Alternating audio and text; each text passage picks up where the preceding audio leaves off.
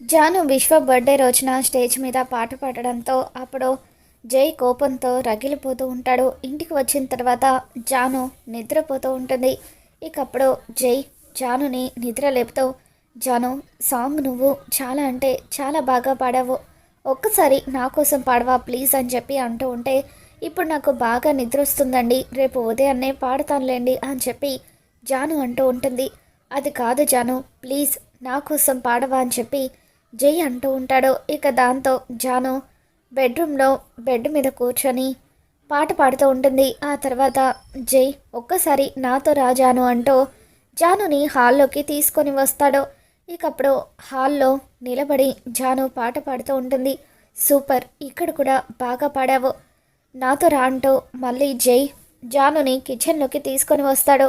ఏంటి సార్ ఇక్కడ పాడాలా అని అంటూ ఉంటే, అవును జాను, ఇక్కడ నువ్వు పాట పాడలేదు కదా, ఇక్కడ ఒకసారి నా కోసం అదే పాట పాడవా అని చెప్పి అంటూ ఉంటే, జాను అదే పాటను జై కోసం పాడుతూ ఉంటుంది. ఇక ఆ తర్వాత మరొకసారి జై జానుని మేడ మీదకి తీసుకుని వెళ్తాడు. జాను ఇక్కడ కూడా పాడవా ప్లీజ్ అని చెప్పి అంటూ ఉంటే, జానుకి ఎంతగానో నిద్రొస్తున్నప్పటికీ జై అలా అడగడంతో తన కోసం నిద్రను ఆపుకుంటూ పాట పాడుతూ ఉంటుంది. ఆ తర్వాత జై జానుని లాన్లోకి తీసుకొని వస్తాడు.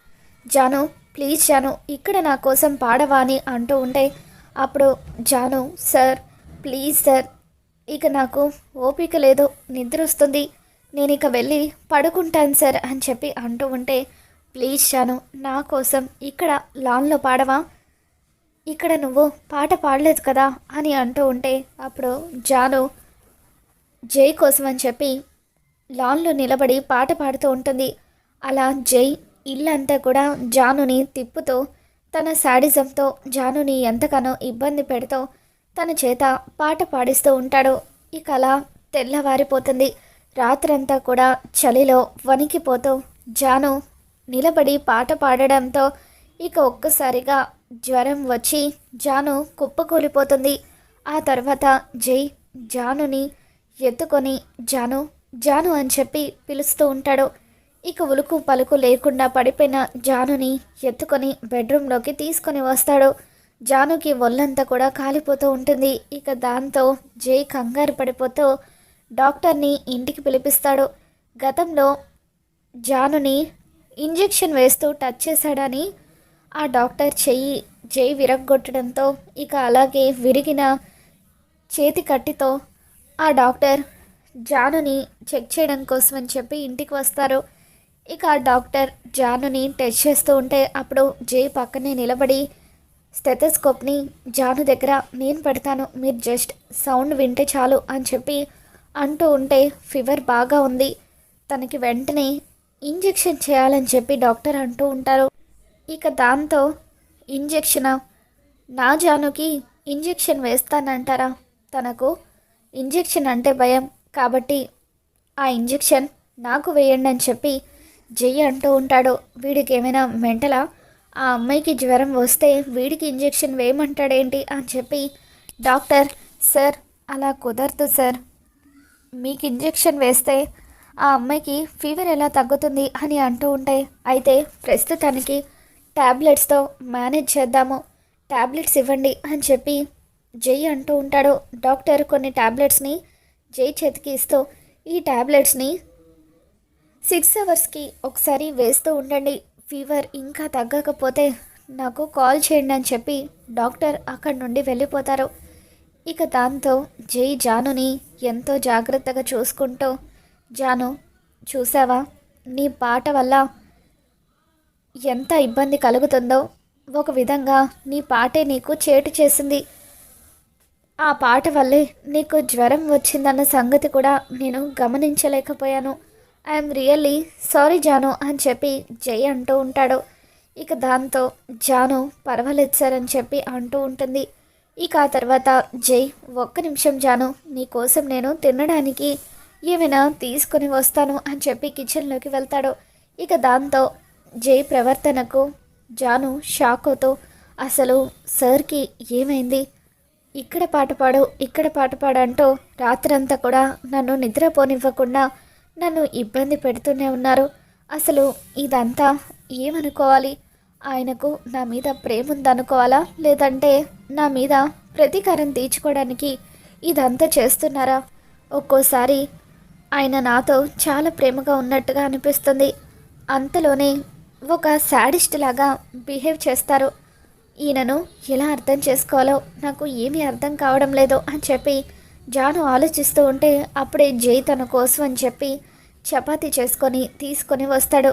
జాను తిను, జాను తిని టాబ్లెట్స్ వేసుకొని పడుకో, నేను ఇక్కడే నీ కోసం ఉంటాను అని చెప్పి జై ఎంతో ప్రేమగా జానుకి చపాతీ తినిపిస్తూ ఉంటాడు. ఇక అలా జై ప్రేమగా జానుకి తినిపిస్తూ ఉంటే అప్పుడు జాను అసలు సార్ ప్రేమను ఎలా అర్థం చేసుకోవాలో నాకు ఏమీ కూడా తెలియడం లేదు. జై సార్ చిన్నప్పటి నుండి ఎక్కడ పెరిగారో, ఆయన ప్రవర్తన ఎలా ఉండేదో తెలుసుకుంటేనే నా ఫ్యూచర్ గురించి నాకు కూడా అర్థమవుతుంది అని చెప్పి జాను ఆలోచిస్తూ ఉంటుంది. దేని గురించి ఆలోచిస్తున్నావు జాను? తిని టాబ్లెట్ వేసుకుంటేనే కదా ఫీవర్ తగ్గుతుంది అని చెప్పి జై అంటూ ఉంటాడు. మరోవైపు తులసి నీలిమ ఇచ్చిన మద్దుపాలు మొత్తం కూడా తాగేస్తుంది. ఇక అప్పటి వరకు తులసి వీడియో కాల్లో మాట్లాడుతూ ఉండడంతో తులసికి మత్తుగా అనిపించి, సరే అమ్మా నాకు బాగా నిద్ర వస్తుంది, నేను రేపు ఫోన్ చేస్తానులే అని చెప్పి ఫోన్ పెట్టేస్తుంది. ఇక ఆ తర్వాత తులసి బెడ్రూమ్లోకి వెళ్తూ ఉంటే నీలిమ తులసితో, తులసి ఒక్క నిమిషం, పాపం సిద్ధు కూడా మధ్యాహ్నం సరిగ్గా భోజనం చేయలేదు, ఈ పాలు సిద్ధు కోసం తీసుకెళ్ళవా అని చెప్పి అంటూ ఉంటే అలాగే అక్క అని చెప్పి తులసి పాలు తీసుకొని బెడ్రూమ్లోకి వెళ్తూ ఉంటుంది. ఇక ఇదంతా కూడా చాటుగా ఉండి కనిష్క చూస్తూ ఉంటుంది. అమ్మో, ఈ నీలిమ వీళ్ళిద్దరికీ ఫస్ట్ నైట్ ఏర్పాటు చేసేసింది. ఇప్పుడు కానీ తులసి సిద్ధు ఇద్దరు ఒకటయ్యారంటే ఇక సిద్ధు ఎప్పటికీ నా వాడు కాలేడు, ఎలాగైనా సరే వీళ్ళ ఫస్ట్ నైట్ని చెడగొట్టాలని చెప్పి కనిష్క అనుకుంటుంది. తులసి సిద్ధు కోసం అని చెప్పి పాలు తీసుకొని రావడంతో సిద్ధు తులసిని షాకింగ్గా చూస్తూ ఉంటాడు.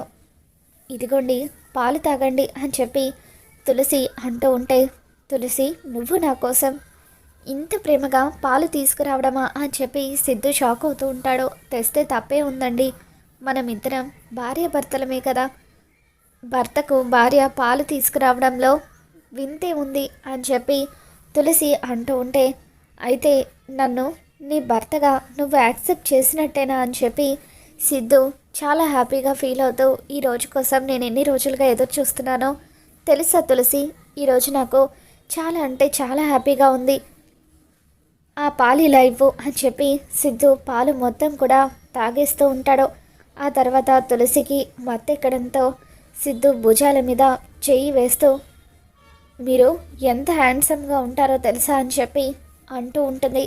దాంతో నువ్వు కూడా ఎంత అందంగా ఉంటావో తెలుసా, దేవకన్యలాగా ఉంటావని చెప్పి సిద్ధు తులసికి చెబుతూ ఉంటాడు. ఇక దాంతో సిద్ధు మాటలకు తులసి చాలా సంతోషపడుతూ ఉంటుంది. ఐ లవ్ యూ అని చెప్పి తులసి అనడంతో ఐ లవ్ యూ టు తులసి అని చెప్పి సిద్ధు ఇక లేట్ చేయొద్దు, ఇన్ని రోజులు నేను ఈ రోజు కోసమే ఎదురు చూశాను, మనమిద్దరం ఒకటవుదామని అంటూ ఉంటే అప్పుడు తులసి ఆల్రెడీ మనం ఎప్పుడో పెళ్లి బంధంతో ఒకటైపోయాం కదా అని చెప్పి అంటూ ఉంటుంది. ఇక సిద్ధు తులసిని దగ్గరికి తీసుకొని ముద్దు పెట్టుకుంటాడు.